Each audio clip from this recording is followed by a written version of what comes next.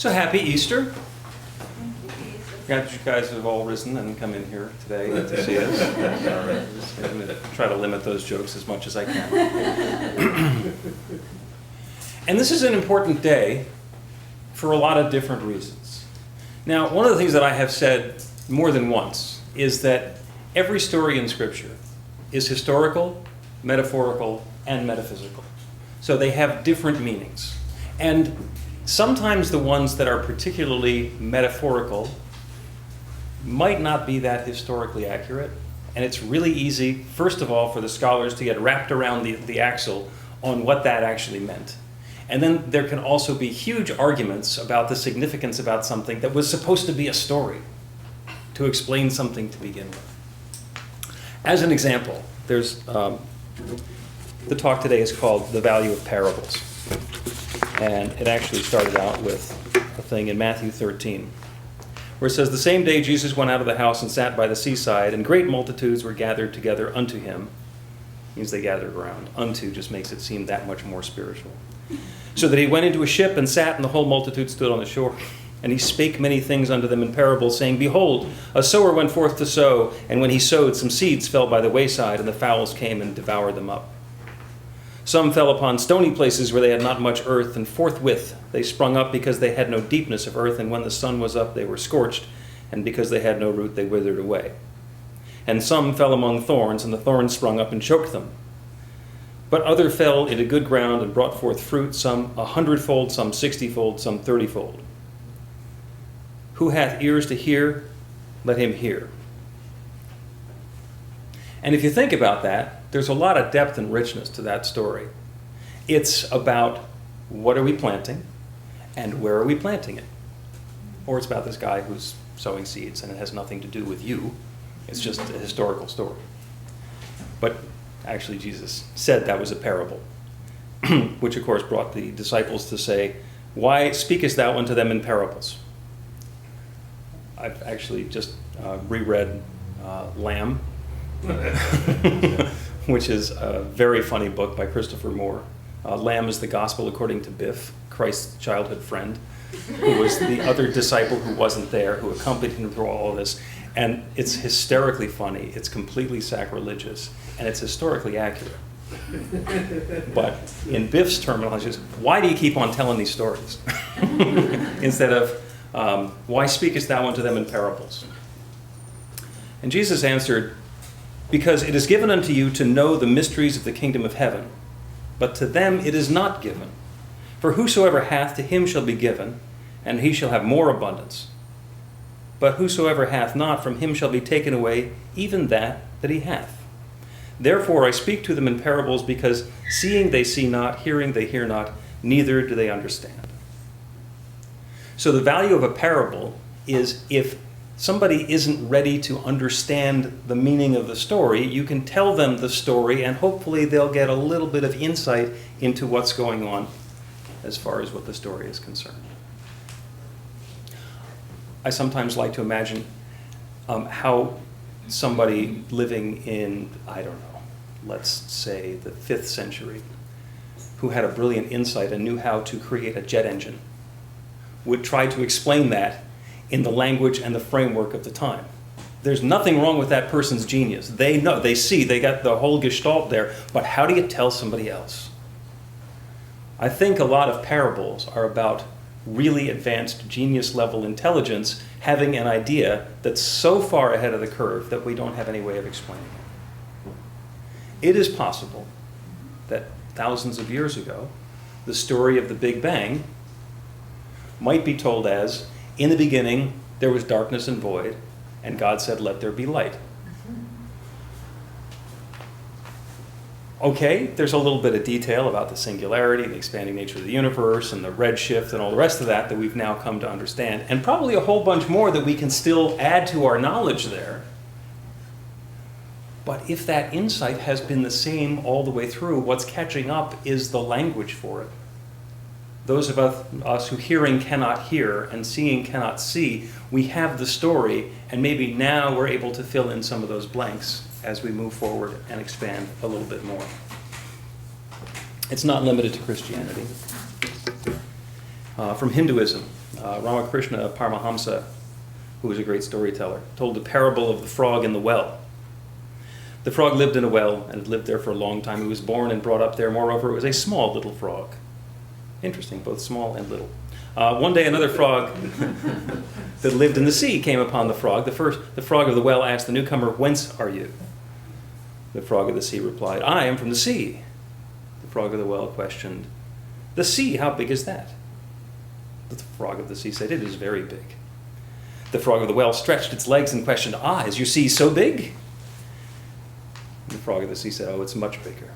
The frog of the well said, leaping from one side of the well to the other, "Is it as big as this? As big as my well?"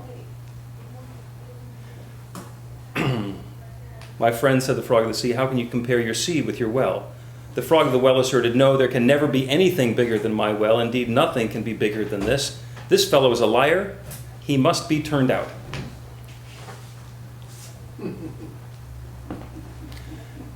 Anybody ever heard of that sort of thing happening? If the idea is bigger than what our concept can possibly be, we have two choices. We can expand our container of what we consider to be possible, or as they say in psychology, we can derogate the source. He must be an idiot. He must not know what he's talking about. She must have got it wrong, because it can't possibly be that, because that would undermine this belief that I have. And we all do that. Every once in a while, we all do that. Don Miguel Ruiz in the Four Agreements warns us against doing that when he says, don't make assumptions. If I make an assumption that the world can be no bigger than my well, then the limitation on the size of my world is not caused by the well. Here's the frog of the sea coming along saying, no, there's actually something bigger. And if I say, can't possibly be so, I'll never experience it. And of course, there's the possibility that when someone experiences a world that is so much bigger than what they thought, all their circuits lock up. Just can't handle it. There's also some interesting things right after the New Testament scripture continues. After Jesus said, I speak to them in parables, he says, and in them is fulfilled the prophecy of Isaiah, which saith, by hearing ye shall hear and shall not understand, and seeing ye shall see and not perceive. And that scripture is quoted from Isaiah in the Old Testament. And that quote actually isn't in Isaiah in the Old Testament. So it was happening even thousands of years ago, where we were misquoting the source because it sounded good. All of the parables have some meaning. And sometimes the same story can have a different meaning depending on who's telling it or how the pieces are fitting together. Take a deep breath in and a deep breath out. That exhale is that willingness to surrender and let go.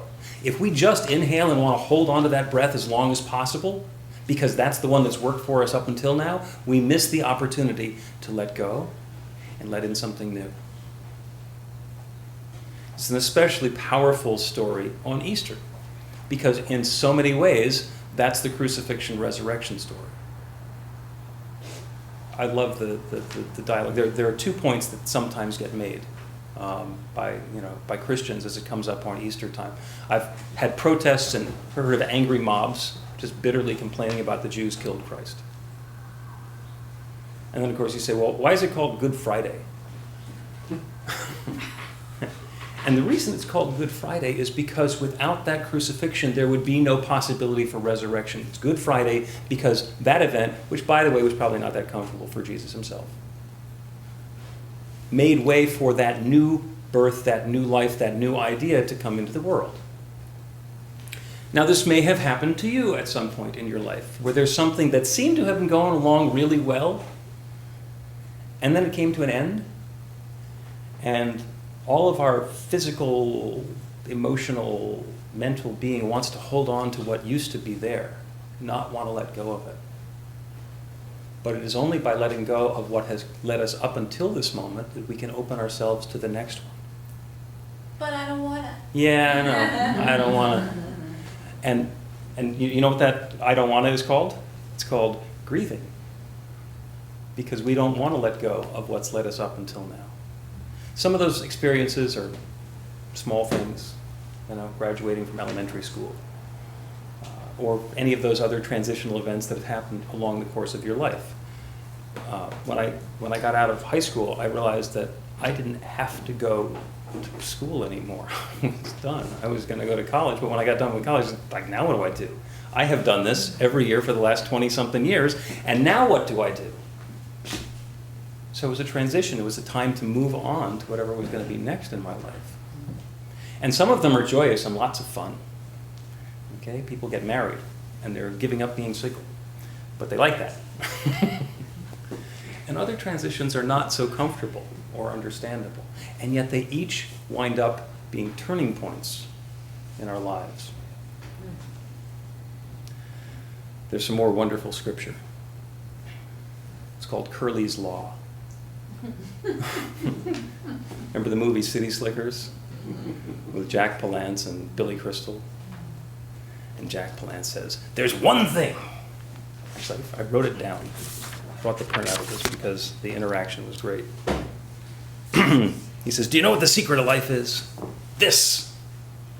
And Billy Crystal says, "Your finger?" He says, "One thing. Just one thing. You stick to that, and the rest don't mean nothing."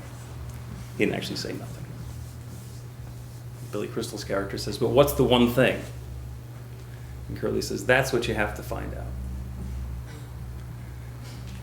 And that's what we mean when we say that we live in an infinite universe. Everything is possible. All of these different things are out there and swirling around, 7 billion plus people on the planet. And it's so easy for somebody to sit at home on Saturday night and be lonely and say, "There's nobody loves me. I'd like to have a relationship. I'd like to have something to do on Saturday night." Same thing happens with jobs. "Oh, I wish I had a job." And it's that not having the job and feeling that distance from whatever it is, it's identifying that one thing. I love the stories. I love that Joe got 3 jobs. If the prayer was for a job, she got 3 jobs, and then instead of like, "Is there a job for me to take?" it's like, "Which job do I accept?" Okay? I just shout out to Michelle. Between the time that she got hired at her job and the time she started at her job, she got promoted. The universe is always saying yes. And if we're sitting at home on Saturday night saying, "I'm lonely," the universe says yes.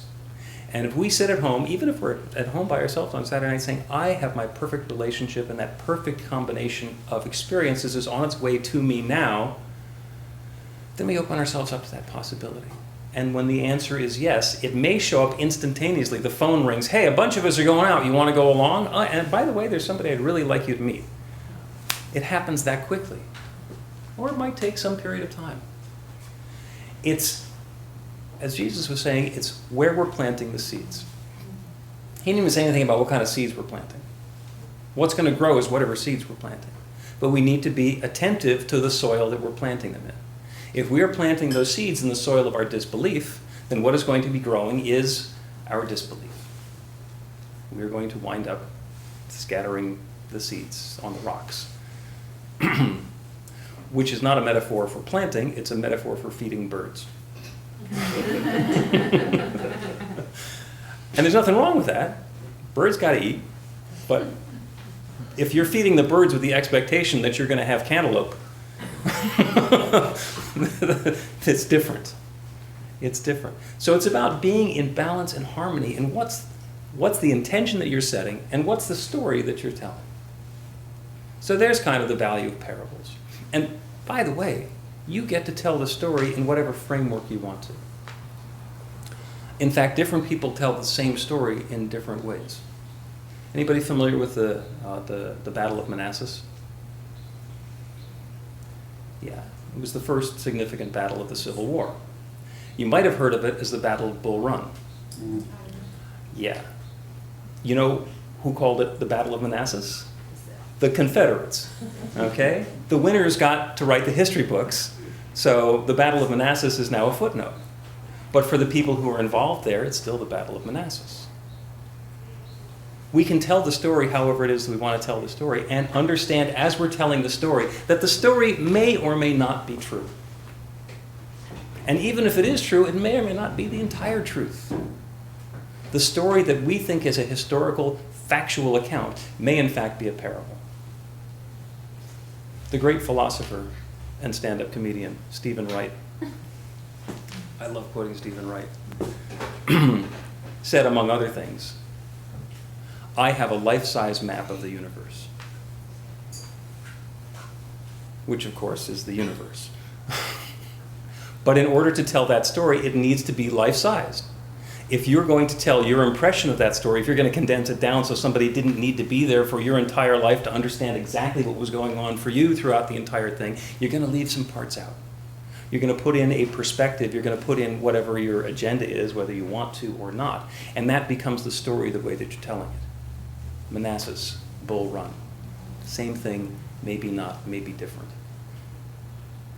You look in the history books, even for something as recent as the Treaty of Versailles, which ended World War I. And you think that you understand the story, but then if you go into the places that were impacted by that, there's so much nuance about what that meant and how that impacted their lives for all the different people who were involved in that.